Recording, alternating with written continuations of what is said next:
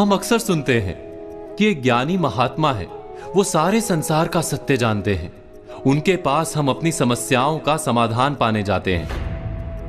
ये उचित भी है कि हमें ज्ञानी ध्यानी लोगों से जीवन और संसार का सच जानने का यत्न करते रहना चाहिए।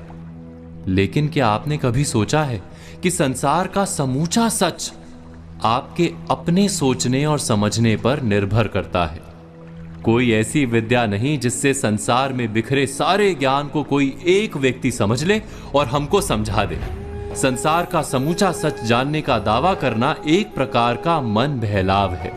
हमारी समस्या यह होती है कि हम अपने काम में आने वाले तथ्यों को ही संसार का सारा तथ्य या सत्य मान बैठते हैं।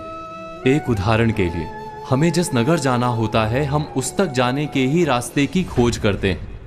उस समय हम बाकी के नगरों का रास्ता नहीं खोजते। उस खास यात्रा के समय वो शहर ही हमारे जीवन का अंतिम और परम सत्य होता है। इसी तरह जब हम जीवन के किसी काल में किसी समस्या के समक्ष होते हैं, तब उस समस्या से पार पाना ही हमारा जीवन सत्य होता है।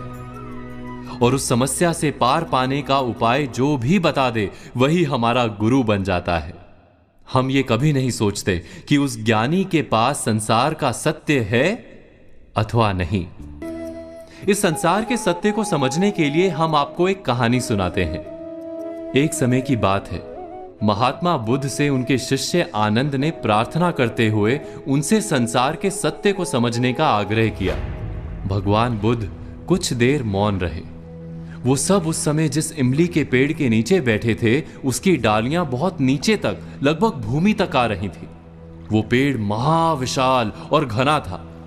आनंद उत्तर की प्रतीक्षा में मौन रहे।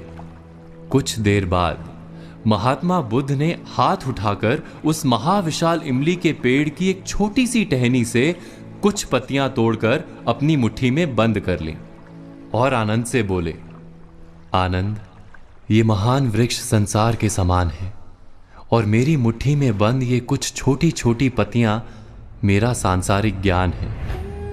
इस संसार को समझना किसी एक के बस की बात नहीं।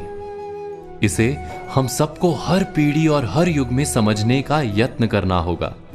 तुम अपने स्तर पर अपना प्रयत्न करते रहो। संसार को अपने अनुभव से जानने का यत्न करते रहो। जितना तुम स्वयं जानोगे, वही संसार का वास्तविक ज्ञान होगा। बाकी सब केवल उपदेश होता है। बुद्ध ने स्वीकार किया कि वे पूरे संसार का ज्ञान नहीं रखते, इसीलिए वे महात्मा और महान थे। हमें भी अपने अपने अनुभव से संसार का सत्य पाने के लिए प्रयत्न करते रहना होगा।